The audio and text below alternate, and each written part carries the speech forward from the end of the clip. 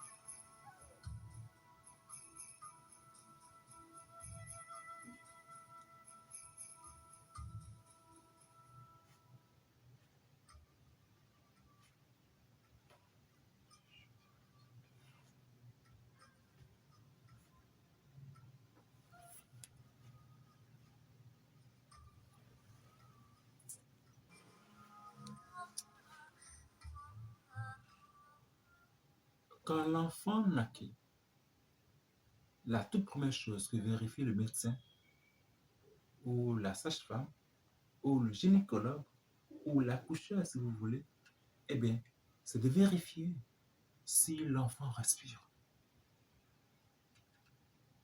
La toute première chose que vérifie le médecin accoucheur, qu'il soit le gynécologue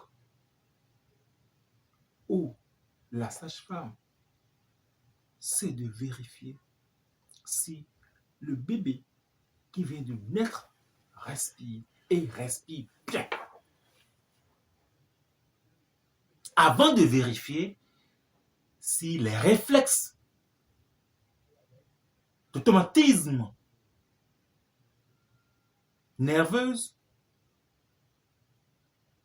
sont au point. C'est-à-dire que est-ce que l'enfant réagit aux réflexes d'automatisme corporel, nerveuse. Mais vérifie d'abord si la respiration est normale. Si l'enfant n'a pas les voies respiratoire bouché par hasard par le liquide amniotique.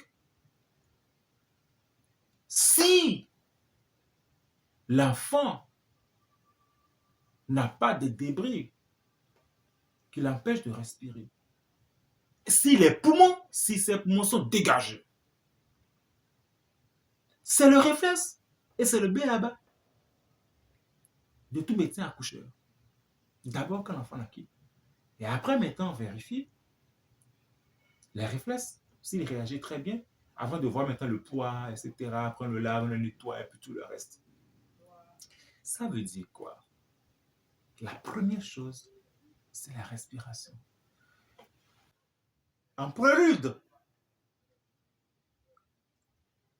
au début de ce nouveau cycle, par l'enfant, par cette âme, par ce voyageur, c'est la respiration. Ça, c'est en amont du cycle de la vie. Mais en aval du cycle de la vie, c'est la respiration qui marque un frein ou un terme à la clôture du cycle de la vie. De ce cycle de la vie. Parce que la vie ne meurt jamais. Puisque la mort vit de la vie. Si la mort ne vivait pas de la vie, la mort aussi serait morte d'elle-même depuis longtemps. La mort vit de la vie. Le seigneur de la mort, le Yamaduta, sont au service du seigneur de la vie, le seigneur Kaya. Le seigneur de la mort, Yamaduta, je le répète encore, le seigneur de la mort, Yamaduta, est au service du seigneur de la vie, le seigneur Kaya. Ritam Vashmi, Satam Vashmi. Je dis l'ordre, je dis la vérité. La mort vit. La vie est éternelle. La vie est. La vie demeure. Je suis la vie. Vous êtes la vie. Nous sommes la vie. Nous sommes la vie qui vit par elle-même. Qui se glorifie par elle-même. C'est le niveau de conscience qui altère la compréhension des choses.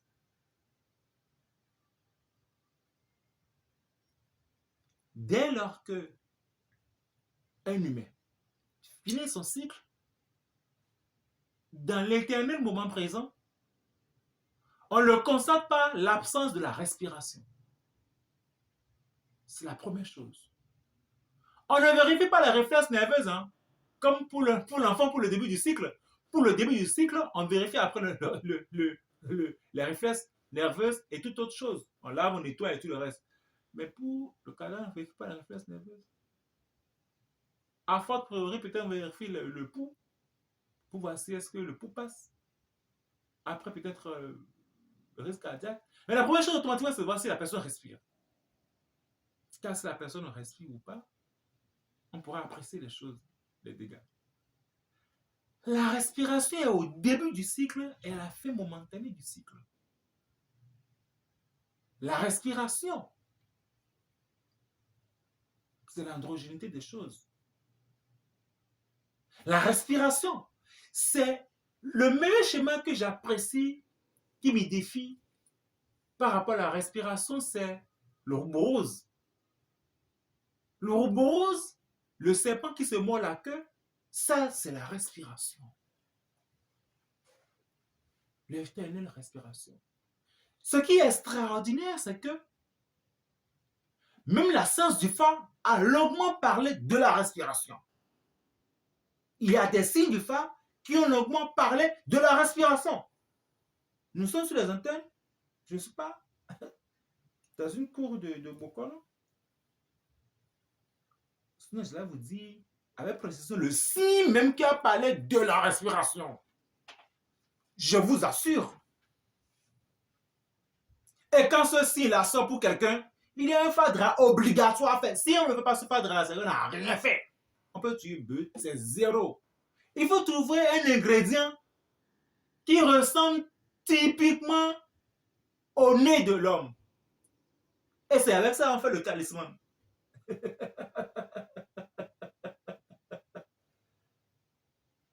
Sinon, ça ne marche pas. Mais c'est extraordinaire. La respiration, c'est un signe violent, très dangereux, menaçant, édifiant. La genèse de ce signe est là. Je ne peux pas peut-être rentrer dans les détails, mais vous voyez le corps de l'homme, le seul organe qui ne s'oppose jamais, c'est le nez. Jadis, peut-être que pour ceux qui sont un peu cultivés, peut-être les beaucoup qui sont à l'écoute se rappellent, je ne vais pas prononcer le signe parce que j'aime pas trop quand on prononce comme ça des signes comme ça parce qu'il peut y avoir des gens qui sont sur ce signe qui ne sont pas encore initiés au Fa, et si vous appelez le nom de leur âme comme ça peut les déséquilibrer systématiquement. Parce que quand on appelle le signe du Fa, si vous êtes sur ce signe, vous devez faire des choses. De l'eau, du boisson, automatiquement, c'est votre âme qu'on a appelée.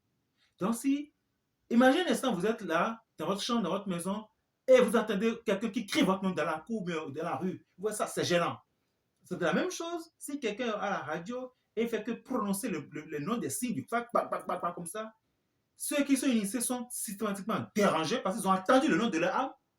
Ceux qui sont des ignorants, qui ne connaissent pas ce qu'ils sont, si jamais, par mégarde, le nom du signe qu'on est en train de prononcer à la radio était le signe, c'est néfaste, très néfaste. Donc, je ne veux pas que je ne connais pas, même si je ne connais pas, même si vous pensez que je ne connais pas, ce n'est pas grave. Je suis un Bokodaro. Je suis un Kahuna, mais je suis un Bokodaro, je suis un grand dignitaire chez moi à Gonib. Le tigre ne proclame pas sa tigrénitude. Quand vous m'écoutez, vous savez que vous avez affaire avec un initié authentique, à la fois vertical et à la fois horizontal. Alors je reviens. Le seul organe sur le corps de l'homme qui ne se repose jamais, c'est le nez. Les yeux se reposent, ils peuvent dormir, les oreilles se reposent, on peut vous appeler pour ne pas entendre, la bouche se repose, les bras se reposent, les pieds se reposent, tout peut se reposer. Mais le nez ne se repose jamais. Si jamais le nez se repose, c'est que c'est la fin du cycle. Et le nez est directement lié au cœur. Parce que si lui se repose, c'est que le cœur arrête de travailler.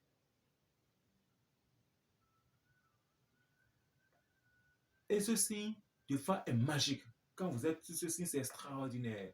D'abord, vous aurez une très longue vie. Et puis, vous serez, qu'on veut ou qu'on ne veut pas, vous serez un chef. Si jamais vous faites ce rituel-là, et que vous avez ce que je suis en train de voir là, comme élément là, sur vous, encore que quand vous faites ce rituel-là, c'est un petit truc la moitié du pouce de votre main, hein, ça ressemble très pour très au nez de l'homme. Il faut trouver cet ingrédient qui est extrêmement rare. Et quand on fait le rituel et on vous remet ça, vous allez aller à Zongo pour coudre une peau autour de ça, mais on ne doit jamais coudre la peau entièrement. Bon, je ne vais pas aller tout dans le détail, mais si vous avez ça sur vous, vous pouvez coucher dans du baba, on va vous prendre comme chef, il n'y a rien à dire. Etc., etc. Je ne vais pas entendre le secret des dieux. La respiration est quelque chose d'extraordinaire. Je suis en train de vous donner des exemples comme ça pour vous édifier avant de rentrer dans le côté technique et pragmatique. Je reviens un peu, imaginez un instant pour ceux qui font un peu le sport. J'aime bien ramener ça parce que ça, c'est mon domaine. Pour ceux qui font les arts martiaux, pour ceux qui sont pratiquants. Ça va être 30 et combien 34 ans, mais 35 ans pratiquer les arts martiaux. Alors, quand vous voulez, vous montez sur le tatami et que vous faites le salut du maître et que vous ne maîtrisez pas votre respiration, quand on dit Hajime, on vous tape dessus automatiquement. Mais quand vous avez votre respiration au point et qu'on vous dit Hajime, l'adversaire qui est devant vous, vous savez déjà la technique qu'il faut porter et vous le déstabilisez en un temps 4 mouvements. Tout dépend de la respiration. Parce que si vous êtes un adversaire, vous êtes un pratiquant, vous manquez de souffle, ou bien que vous manquez de la gestion du souffle, vous aurez bien bon techniquement, vous serez nul. Parce qu'il suffit que vous traînez un peu sur le tatami, vous êtes fatigué, vous êtes KO. La respiration, c'est très important pour le sportif. La respiration est très importante pour la mère et la femme qui est enceinte. La respiration est très importante pour monsieur, madame, tout le monde. La respiration est très importante pour la maîtrise du soi. C'est très important. la respiration. La respiration est très importante pour la maîtrise de la colère. On dit souvent chez nous, kurumbo, kurumbo, bleu dedebo kurum. Et vous voyez que celui à qui on s'adresse, il respire déjà par saccade déjà. Et quand vous commencez à respirer par saccade, c'est que tout est gâté. Nous avons différents types, au moins 7 types de respiration que je vais énoncer, vous présenter. Et petitement, je vais les décortiquer. Cette émission est très importante à la fois aux jeunes, à l'enfant qui est à la maternelle, à l'adolescent, à l'adulte, aux pères et mères de famille et aux grands-parents aussi. Cette émission est très importante pour monsieur, madame, tout le monde. Savoir respirer. Ce que c'est que la respiration. Il existe 7 types de respiration. Premièrement, nous avons la respiration biologique. Deuxièmement, nous avons la respiration archaïque. Troisièmement, nous avons la respiration normale. Quatrièmement, nous avons la respiration consciente. Cinquièmement, nous avons la respiration initiatique. Et sixièmement, nous avons la respiration du pranayama yoga. Et ensuite, nous avons maintenant la respiration rythmée. En huitième position, nous avons maintenant la respiration rythmée, qui est tout. Moi, je vais dire qui est complètement au-delà des 7 respirations de base. Je répète, nous avons la respiration biologique. Nous avons la respiration, premièrement, la respiration biologique. Deuxième position, la respiration archaïque. Troisième position, la respiration normale. Quatrième position, la respiration consciente. En cinquième position, la respiration initiatique ou relaxante. En sixième position, nous avons la respiration ou les respirations du pranayama yoga. Et puis, en huitième position, la respiration rythmée. Alors, qu'est-ce que c'est que la respiration? Même si chacun de vous qui me suivez en ce moment, nous sommes en train de respirer. Faute de quoi, on ne serait pas en train de se suivre. Vous ne serez pas en train de m'écouter et je ne pourrais pas être en train de vous délivrer un pan de la lumière. Qu'est-ce que c'est que la respiration? Déjà, la respiration, quand vous écrivez respiration, vous voyez dans le mot respiration, expiation. Dans le mot respiration, il y a expiation. Avant d'aller à la définition du mot respiration, permettez-moi de vous définir, de vous rappeler la définition de l'expiation. L'expiation, c'est l'art de transformer, de purifier, d'enlever, d'éradiquer, de dessoucher les négativités pour y amener l'harmonie et l'équilibre et la bonté. C'est ça l'expiation. L'art de transmuter, c'est une étape de l'alchimie spirituelle. C'est une étape de l'alchimie spirituelle, obligatoire, que tout alchimiste doit savoir et maîtriser. L'expiation, c'est la compréhension que Dieu n'a rien à foutre de nous et qu'on peut tout bouger, on peut tout améliorer, on peut tout remettre à neuf. Et que même si tel définit l'alchimie, l'art de transformer le grossier en beauté, le laid en beauté, le grossier en subtil, le plomb en or, l'ombre en lumière. C'est ça l'alchimie spirituelle, l'alchimie. Et cette science qu'on appelle l'alchimie à une étape développe les modules de l'expiation. Puisqu'il y a des modules de l'expiation. Il y a ça. On peut faire des expiations par des dizaines.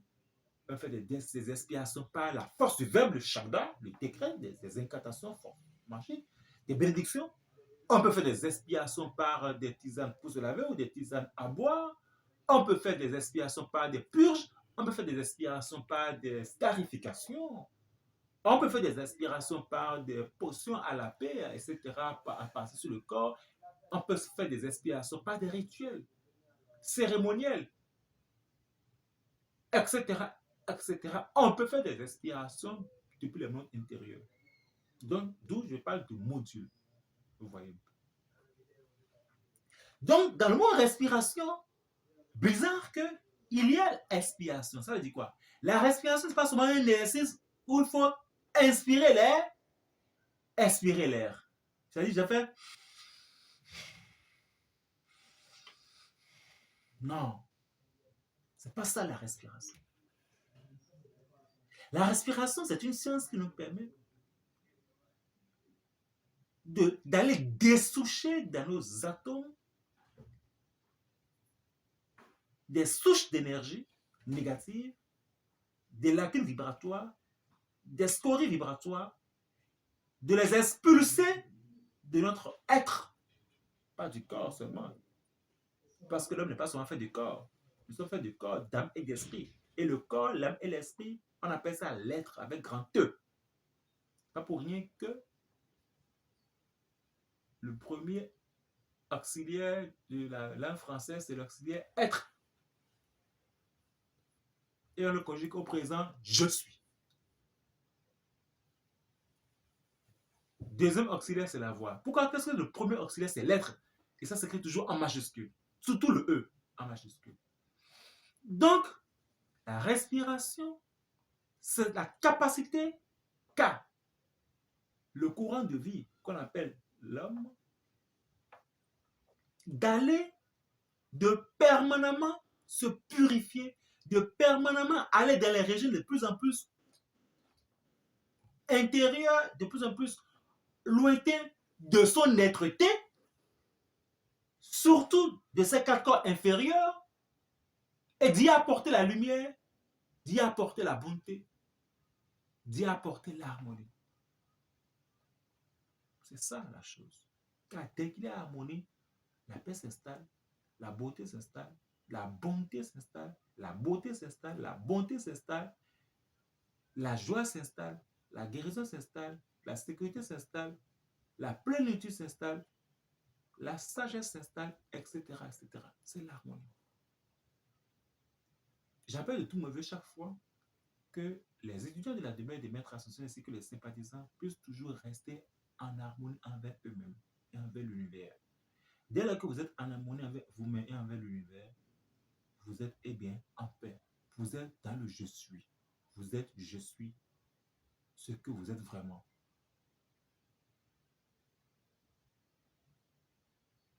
Vous êtes je suis ce que je suis, qu'on appelle étymologiquement dans le langage hermétique Bereshit Ehyeh Acheh Ehyeh.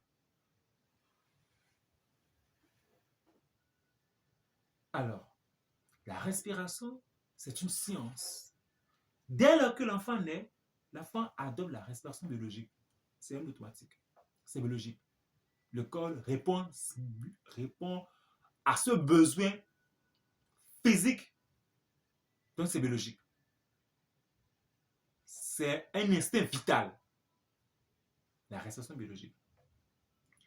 Au fur et à mesure que l'enfant grandit, déjà sa fontanelle est déjà ouverte, n'est pas fermée. Et il faut, je crois, jusqu'à 2 ans et demi, environ, 1 an et demi, 2 ans environ, avant que la fontanelle de l'enfant ne se ferme complètement. Et la respiration pendant cette période n'est plus tout à fait biologique, mais elle est archaïque. C'est la raison pour laquelle pendant ce temps, on refuse complètement aux parents ou à tout autre de mettre la main sur la tête, sur la fontanelle de l'enfant, parce que ça empêche l'enfant de respirer. L'enfant ne respire pas totalement par le nez. La respiration biologique, c'est à la fois la respiration par le fontanelle et un peu par le nez. Et donc, dès lors que la respiration passe de l'état frontanel à l'état nasal, elle est alors archaïque. C'est-à-dire quoi? La respiration biologique, c'est quand l'enfant ne respire pas à la fontanelle. Ça dit quoi? Vous savez très bien, vous, que ce soit ceux qui sont déjà parents, comprennent bien ce que ça veut dire. Vous mettez la main sur la tête d'un enfant, il peut être asphyxié. Je n'ai pas mis la main sur son nez, mais vous l'avez asphyxié parce que l'enfant ne respire pas la tête, pas le haut de la tête. Plus que par le nez. Tout nouveau-né respire plus par le haut de la tête que par le nez. D'accord? C'est ça qu'on appelle la respiration biologique. Dès lors que l'enfant commence à grandir, que les os de la colonne crânienne commencent à se solidifier, à se fermer, la respiration descend maintenant du frontanel et systématiquement, c'est la courdanelle qui chute aussi rapidement comme ça, automatiquement. C'est une suite logique des choses. Et vient au niveau du nasal. Et quand la respiration descend de la frontanelle et vient au niveau du nasal, et là, c'est la l'ajna chakra qui prend le coup automatiquement, la respiration devient archaïque. L'enfant respire de plus en plus par le nez. Et là, on fait beaucoup attention parce que c'est le moment où l'enfant peut avoir des situations comment on appelle l'infection nasale, pulmonaire, etc., poussière, tout ça. Les parents, tout parent a eu à vivre ça une fois, tout au moins. On fait beaucoup attention. Ça, c'est la respiration archaïque. Encore que là, des gens de 60 ans qui respirent archaïquement parlant. Hein. Ne soyez pas surpris, je vous assure. C'est après une longue observation que je suis en train de faire cette émission pour mettre la pendule à l'heure. Après, nous avons maintenant la respiration normale. Ça, c'est monsieur, madame, tout le monde. On respire comme ça. Vous posez la question à monsieur. Monsieur Tatapion, est-ce que tu respires? Il dira quoi? Quoi? Je fais quoi? Et lui-même n'est pas conscient qu'il respire. Sa respiration est normale. Quand tout va très bien, sa respiration est normale, il n'est pas conscient de sa respiration. La respiration normale, c'est pour ne pas qualifier de respiration inconsciente. La respiration normale, c'est une respiration inconsciente. C'est-à-dire quoi? Après la respiration biologique, qui est la respiration frontanelle que les bébés utilisent, et après ils passent par la respiration archaïque, donc la respiration nasale. La troisième respiration, c'est la respiration inconsciente. C'est-à-dire, monsieur Tantampignon, il ne sait même pas qu'il respire. Il est dans un automatisme, comme un robot. Sa respiration est alors inconsciente. Et c'est dangereux. C'est là où tous les problèmes posent leur nid et se développent. Parce que si vous savez respirer, vous allez régler, je vous assure, la moitié des choses.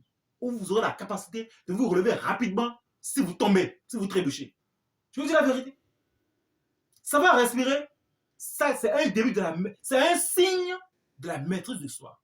Vous voyez quand quelqu'un est énervé, il respire tcha tcha tcha tcha tcha. Mais quand le sage est calme, on ne le sent même pas s'il respire. C'est comme une limousine, quoi. On ne sent même pas le bruit du moteur. Mais une voiture qui est en train de couler, quand ça passe dans l'autre vent, vous entendez le bruit du moteur. Ha, ha, ha, ha. Mais une voiture qui est toute neuve, quand on allume ça, on n'entend même pas le bruit du moteur. C'est comme ça la respiration. Quand vous respirez bruyamment, sachez que vous êtes en train de mourir aussi rapidement. Mais quand vous respirez, qu'on n'entend même pas votre respiration, sachez que vous avez une santé parfaite. La même preuve, quand vous allez voir le médecin vous étend sur son lit, il vous dit respirez. Et il vérifie le dégagement des poumons. Il dit respirez encore. Il voit votre bouche, la cavité buccale et thoracique. Il dit respirez encore. Il voit comment est-ce que le corps répond. Il dit respirez encore. Il appuie au niveau du bas avant pour voir si la rate est en parfaite santé. Pourquoi que c'est un exercice automatique pour les médecins généralistes et tout autre médecin. La respiration cache et renferme l'état de santé de l'individu.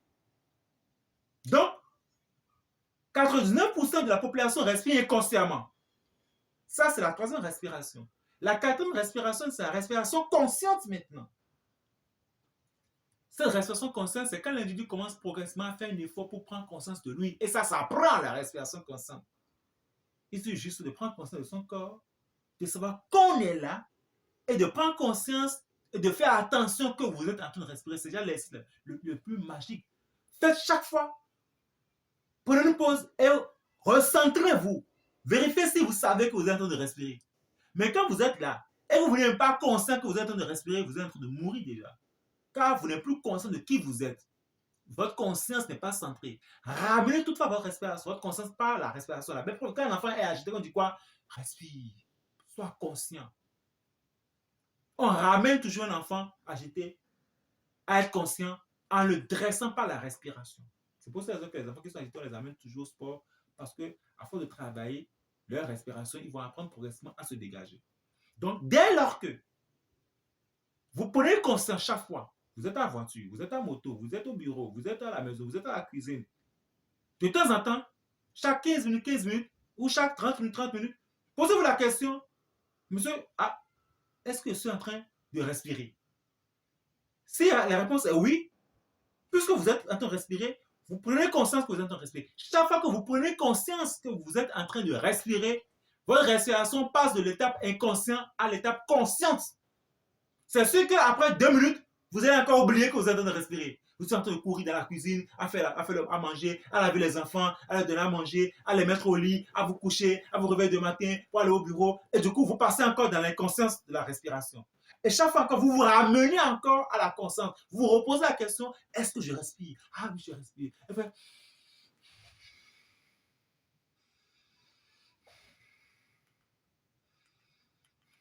là, vous êtes conscient. La respiration est consciente. Et de façon progressive, progressivement, vous allez commencer à être conscient de votre respiration. Ça, c'est le 4e niveau. C'est après maintenant qu'on bascule maintenant dans la respiration initiatique qui s'apprend dans les écoles hermétiques. Parce que la respiration consciente pour le faire chez vous, où que vous soyez. Mais la respiration initiatique, souvent, il faut toujours être dans un cadre idéal, au bureau, où vous êtes en repos, ou bien dans une salle de méditation ou dans votre lit, où vous pouvez faire la respiration initiatique. Et ça s'apprend, on ne peut pas le faire.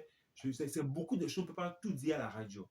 Juste vous avertir que ce que vous faites mécaniquement là, prendre de l'air, expirer, prendre de l'air, expirer, c'est un art. Vous voyez les moines, vous voyez les pratiques des arts martiaux, casser les briques, casser du bois. C'est pas seulement physique, hein. C'est pas la respiration. On utilise la respiration pour faire des choses. C'est ça. C'est pas la magie. C'est juste la... Parce qu'il y a des énergies. Le prana, c'est une énergie qu'on peut manipuler. Encore qu'il y a différents types d'énergie. Il y a le prana, qui a une qualité d'énergie. Il y a le viana, il y a le udana, il y a le samana, il y a le pranashobana. Je ne veux pas vous embrouiller.